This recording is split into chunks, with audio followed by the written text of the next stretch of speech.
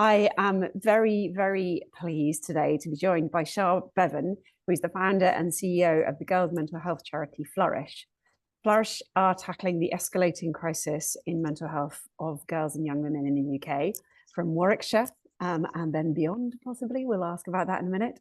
This is an issue which is only growing, and a recent Girl Guide report found that girls are more unhappy now than they ever have been. Char and the team at Flourish, however, are taking action to fight back.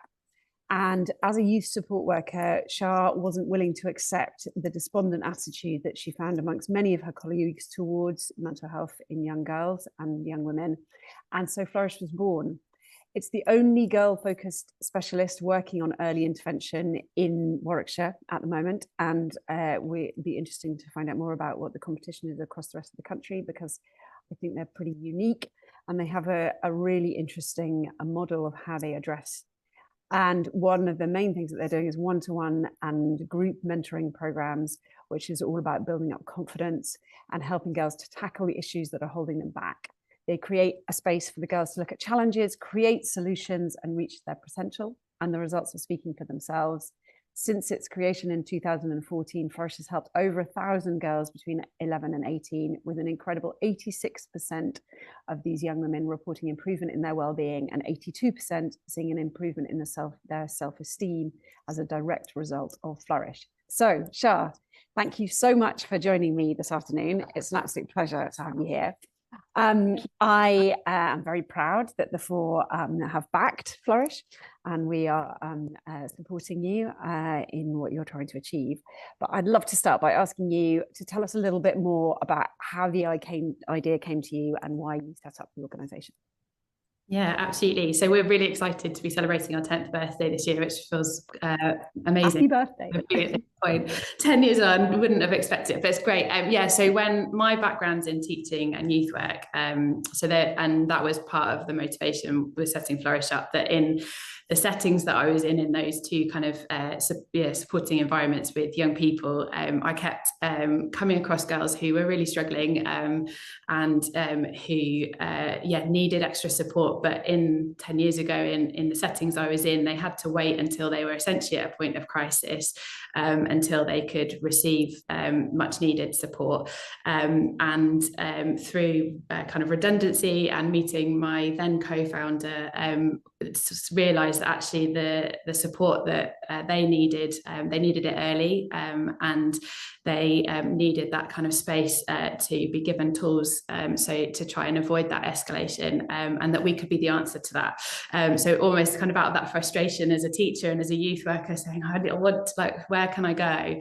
Realising actually through that those experiences and through the girls that I'd had the privilege of working with, I had some of the solutions that I could offer our community. But there's also a bit of a personal element to it as well, because for me, in all intents and purposes, my childhood was very boring, but I really struggled with low self-esteem. I often felt like I wasn't good enough.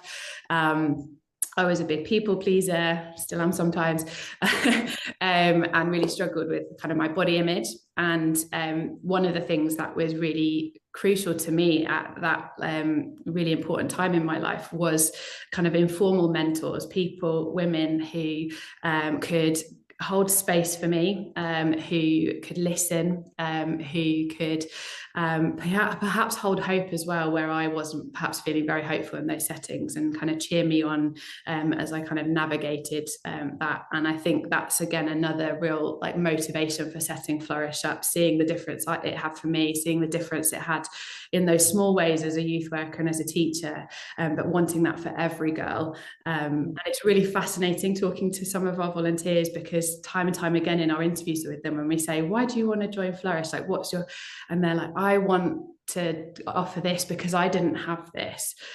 And I just think that's incredible that we've got this kind of band of women supporting girls in that way.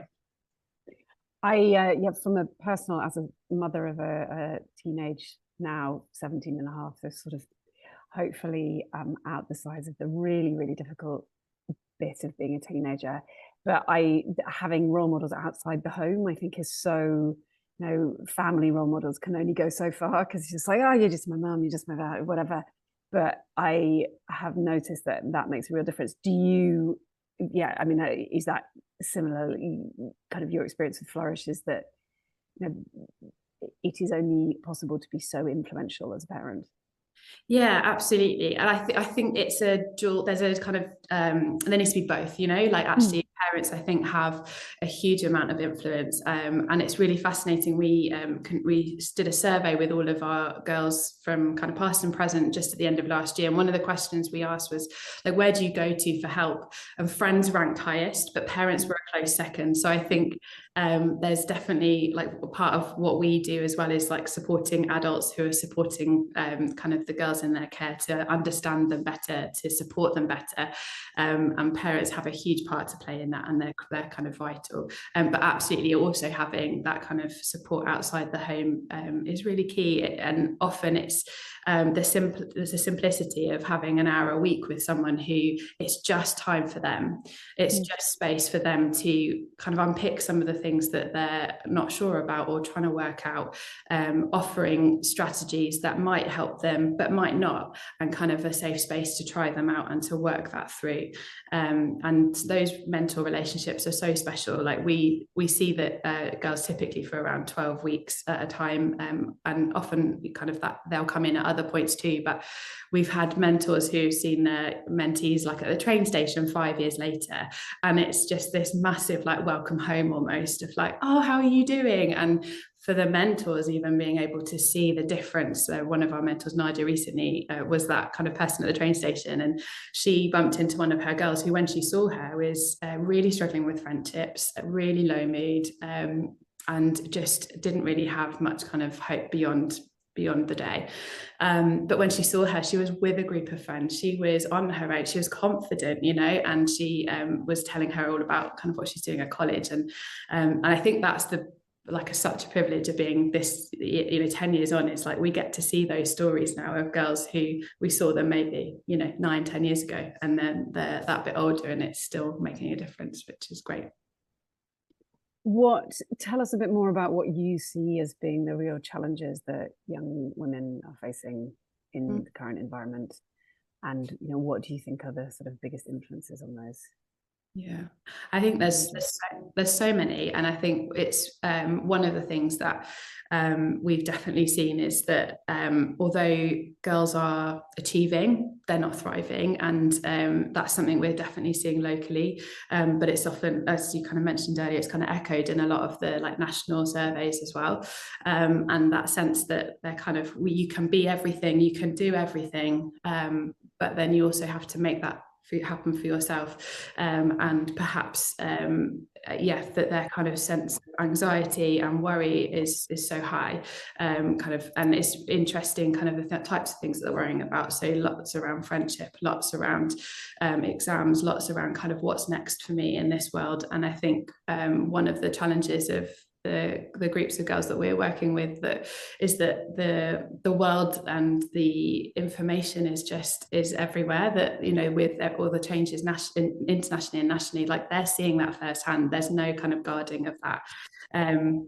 But we're also seeing a lot of girls, I don't want to put a percentage on it, but I think I would hazard a guess of over like kind of 50% of the girls that we're working with who are either have just had a neurodiverse what's the word? Brain's gone. Diagnosis. Thank you. There we go. Yeah. Was right there.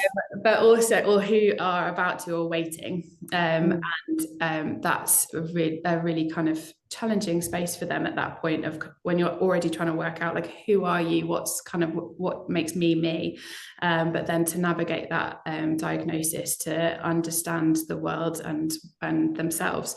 That's been a really kind of noticeable thing in the last few months in particular, but over the last few years, I'd say.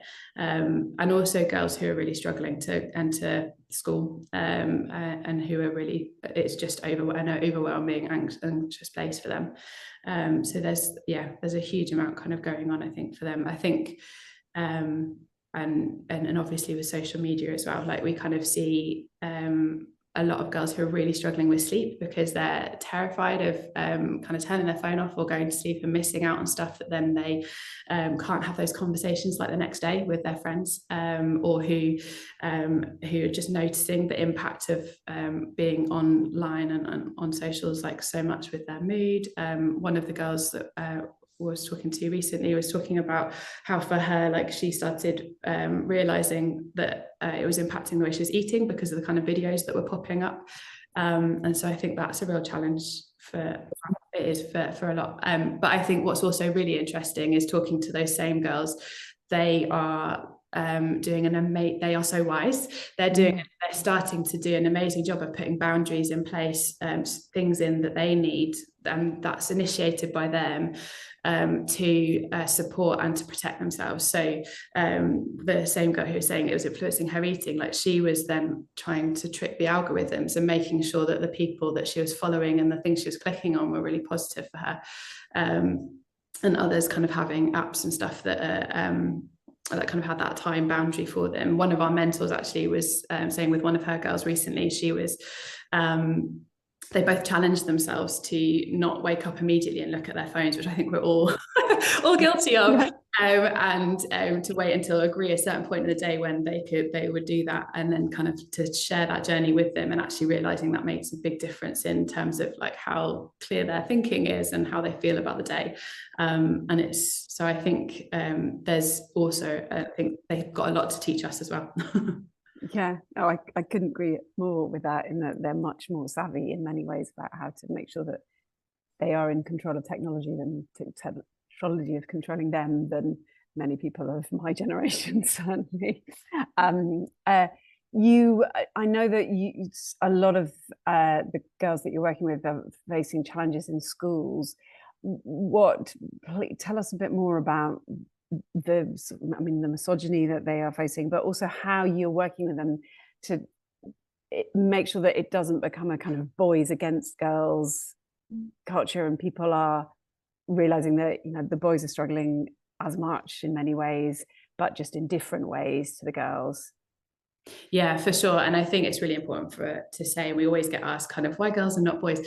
Like, for us, this is our like, we're specialists in this area, you know, and this is our expertise, and absolutely boys need support as well, but this is our focus, and this is kind of you know, we tailor it for the needs that the girls are telling us they have. Yeah, I think school is challenging at the best of times, isn't it? But I think it's been again, like, really interesting talking to the girls that we work with, that that their experience has been that in some of those settings, that when they reach out for help, if they're struggling in whatever way, some of the, not all of course, but some of the way that they're being received is, oh, you're just being silly, you're just being hormonal, you're just being dramatic. And we hear a lot of that in terms of like, oh, are you on your period? Like, just because they're grumpy that day, or they're you know, kind of coming across in a certain way.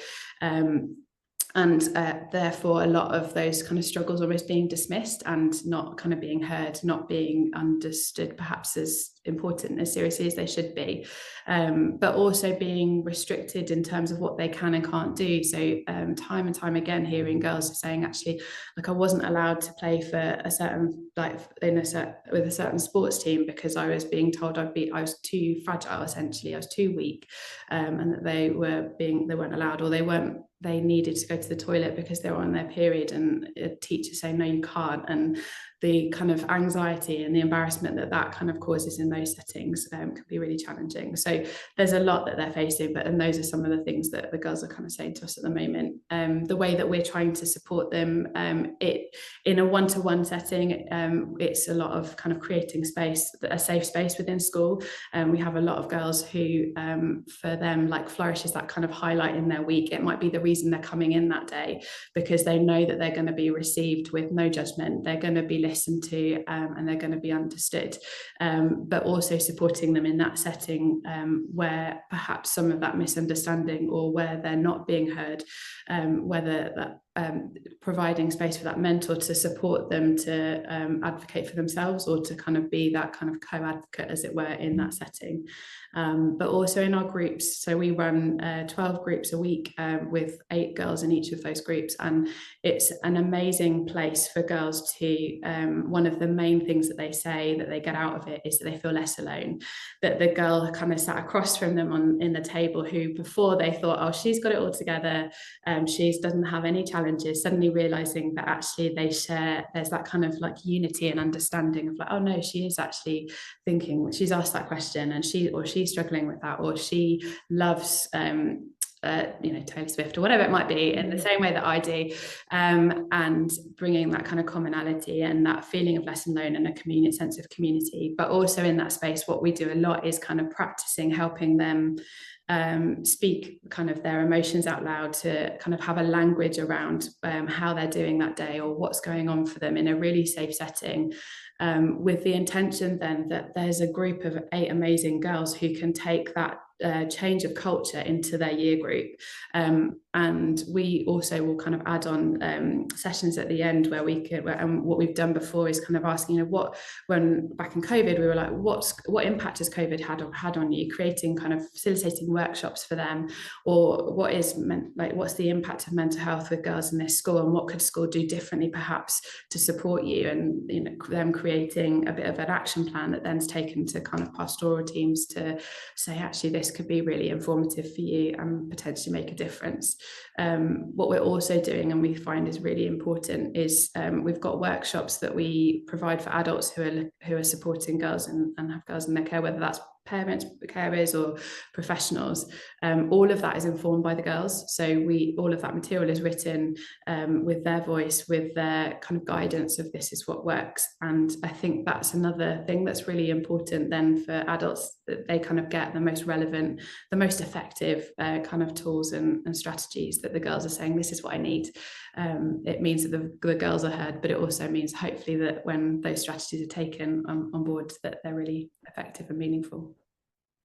Yeah, and help adults not just become better carers or parents or professionals that are working with young women, but also if they're employers, like you can imagine, it helps them understand better how to work in a really positive way with the next generation if they're coming into your business or your school as a teacher or whatever it may be. Because there is a massive, this isn't just important on an individual perspective, this is important on an economic level as well, in that I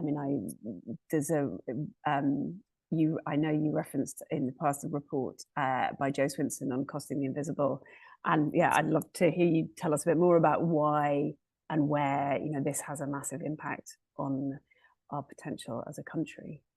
Yeah, absolutely. So when we were back, I think it was released in 2014. So it was within the kind of time of us kind of trying to work out what is Flourish, what's needed, who are we, and what do we offer our community.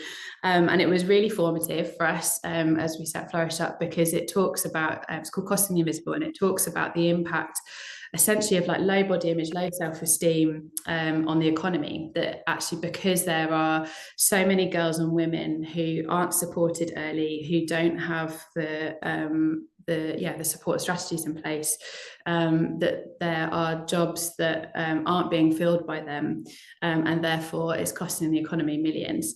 And for me, one of the things I found really fascinating was the kind of the pattern and the knock-on effect of actually, if it talks about when it starts in a very small sense of like just not wanting to put your hand up in class, and I think a lot of us have probably experienced that, or kind of know that I've seen that, where you don't want to draw attention to yourself for whatever reason, whether it makes you feel anxious, whether you don't want to fail, whether it doesn't feel cool, whatever it might be, and you want to belong. But that sense of, if I don't put my hand up in class, and can lead to not going to a college interview, can lead to not going for a job promotion, and so on and so on, or not turning up one day at school because you don't like how you're looking, or whatever it might be.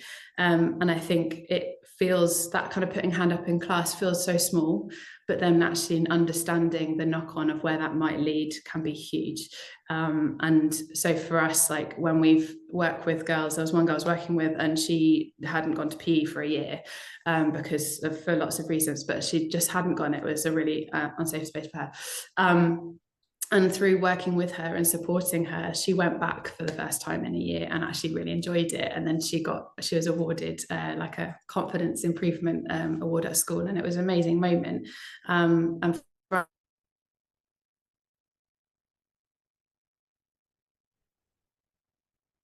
Oh, sorry, we lost you for a moment there. Just can you finish it? So you said it was an amazing moment after she was awarded. Yeah, and for us, we celebrate those moments that are seemingly small, but actually we know where that might lead. We know that might mean she goes for the job that she wanted, that she might kind of speak that dream that's quietly inside of her, that she's like, oh no, actually I think I can do this. And actually the world needs us to take up that space. Yeah. Oh, I mean, it's so important. Last at the forefront, I interviewed somebody called Roman Dibden, who set up, or he didn't set it up, but he is now the chief executive of something called Rise Up, which works with young people at Manchester. And yeah, the statistics around jobs and young people getting good jobs and employment is everything. We need to go back earlier and do what you're doing at Flourish, I think, to make sure that we've got a well-prepared next generation. So as Flourish, what are the biggest challenges you're facing at the moment? Tell us a bit about it just had your 10-year anniversary. Where have you come from? Where are you wanting to go? What do you need? I feel like I've got so many answers to that. I think we've got time. We've got time, great. I think like one of the biggest kind of things for us is that like the demand for what we do is huge. Referrals have doubled in the last 4 years. Our wait list has doubled in the last year, and it's not a need that's going away. We have a real what we do works, and we want more girls to experience and have that support and impact. So for us, often the challenges around capacity is around kind of building team and space that allow us to meet those needs locally, but doing it. Give everyone a bit of a sense. How big is your team at the moment? And how many girls are you working with on a weekly basis? Yeah, so we've got a staff team of 11, but only 2 of those are full-time, so the rest of us are part-time. And then we've got an amazing team of volunteers. So we've got about 11 local women who we train as mentors, and that's kind of a really important part of our model, because like in one sense we could put a staff member in with 20 girls, but actually that doesn't work for everyone, and we're really strong on the sense that you can't be who you can't see, and having relatable local role models, and also kind of helping to mobilize local women to kind of work with that the next generation, as it were, is really important to us too. So that's kind of like our workforce, as it were, but we are looking at how do we increase that, how do we do more, or how do we have more of an impact locally, but also nationally. So kind of are thinking about next kind of few years, like one of the things that we will always deliver locally, and our ambition there is that we're best in class, that we're kind of part of the furniture, as it were, but we also part of what makes us unique, I guess, is that all of our mentoring is based on a program that we've written, resources that we've written that are all informed by the girls and co-created with them. And we know that they're really brilliant. And actually, we know that there are also amazing people around the country who are doing fantastic work with girls too, and who have brilliant relationships, who have created that safe space and that kind of space where there's no judgment, but perhaps don't always have the materials in their hands to make that time as effective as it could be. And so for us, it's looking at how do we share our resources, how do we support people kind of on that scale, with training and with workshops and sharing our learning and our understanding, so that that impact can be greater than just our kind of geographic area. Yeah, so in terms of you've got your waiting list has doubled. What are your immediate plans is it scaling within your capacity within the local area, and then sharing resources and advocating nationally? Yeah. Helen Kington's just said, this is just so amazing. I couldn't agree more. Thanks, Helen. Thank you. That's good.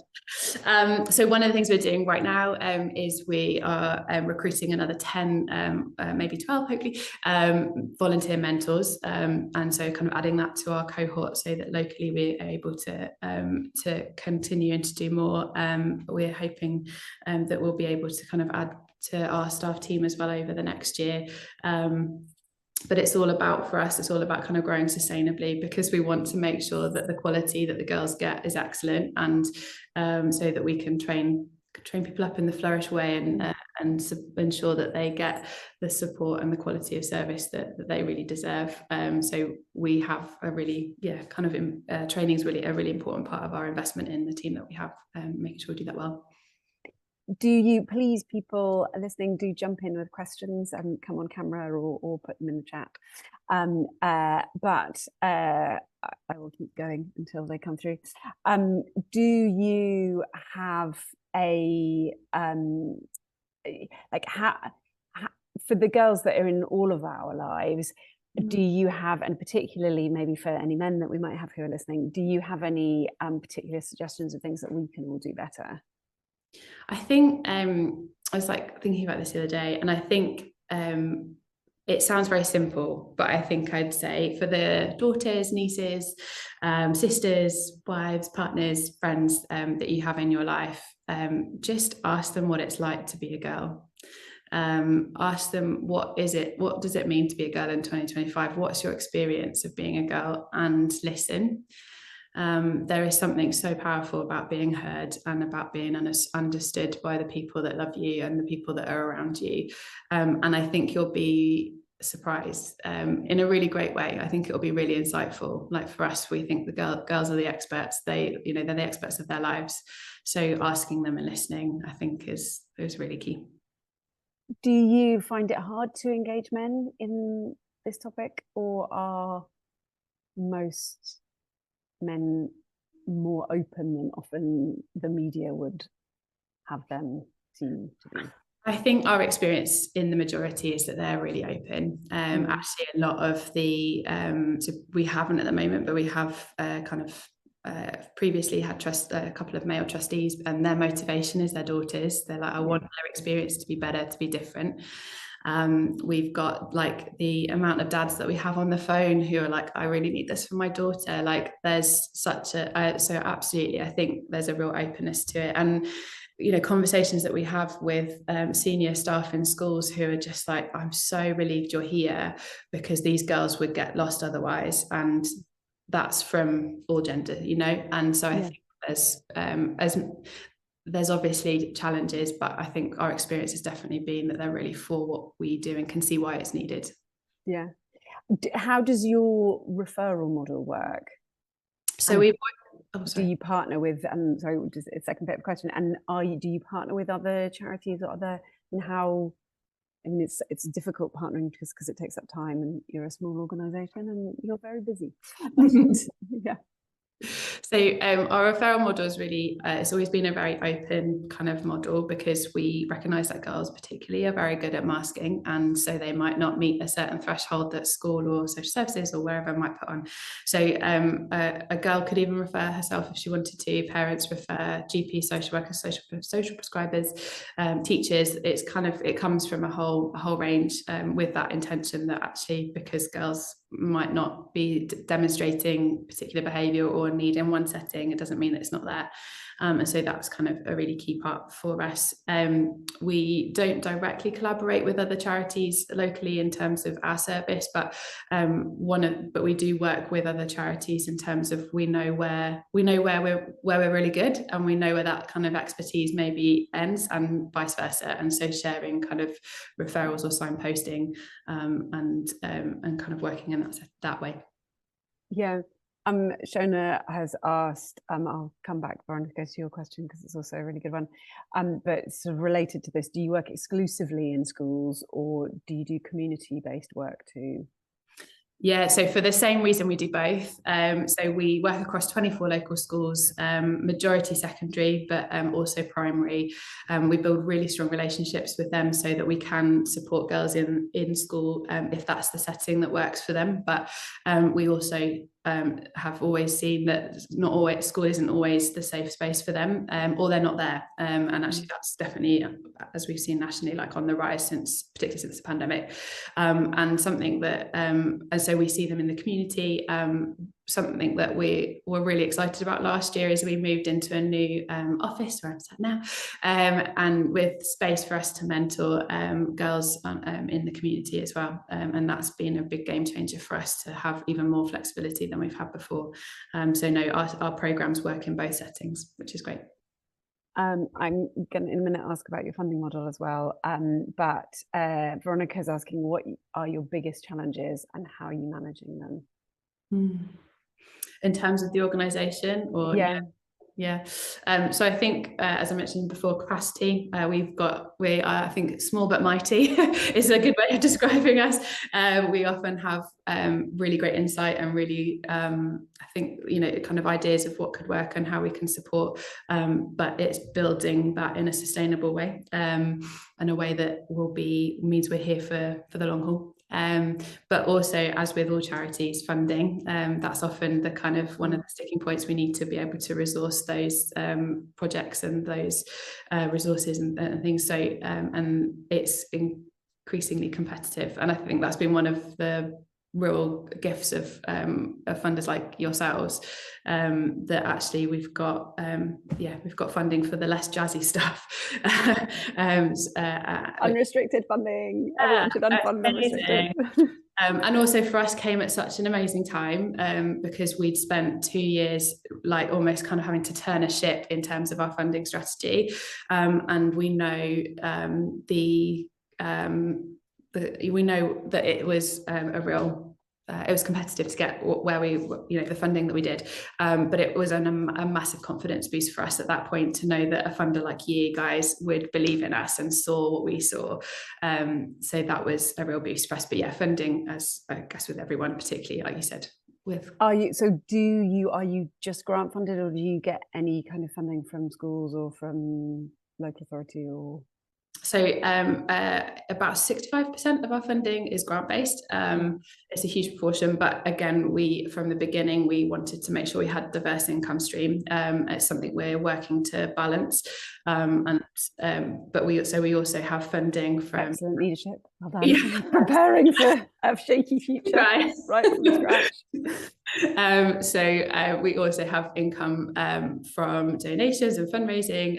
We are working towards, part of our kind of national influence development is also bringing in income from resources, and we do have a very nominal small charge that schools are kind of encouraged to pay, that allows us to be sustainable, and also it kind of adds it does add a sense of value to what is being provided.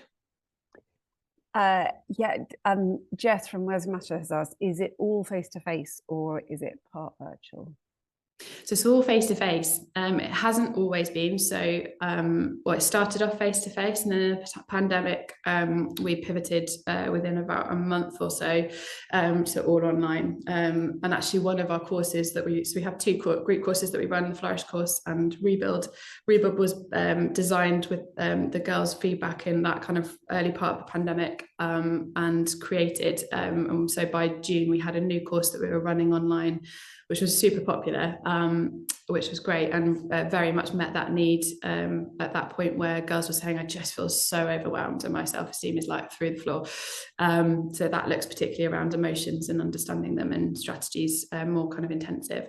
But what we also found was, as soon as we could go back face-to-face, that was where the demand was. That's where the girls wanted us to be. And I think for us, the impact is like when we compare impact in the time when we were online versus face-to-face, we definitely make more of a difference when we're in a room with them.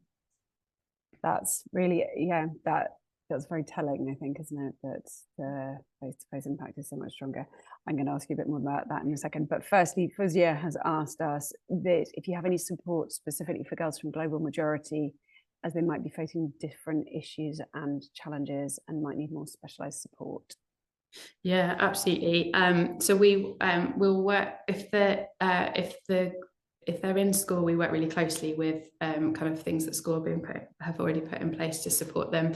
It's an area that we would like to get better at and to kind of continue to support greater. We are, having said earlier that our support is kind of like 12 weeks and we have a program, it's a very flexible one.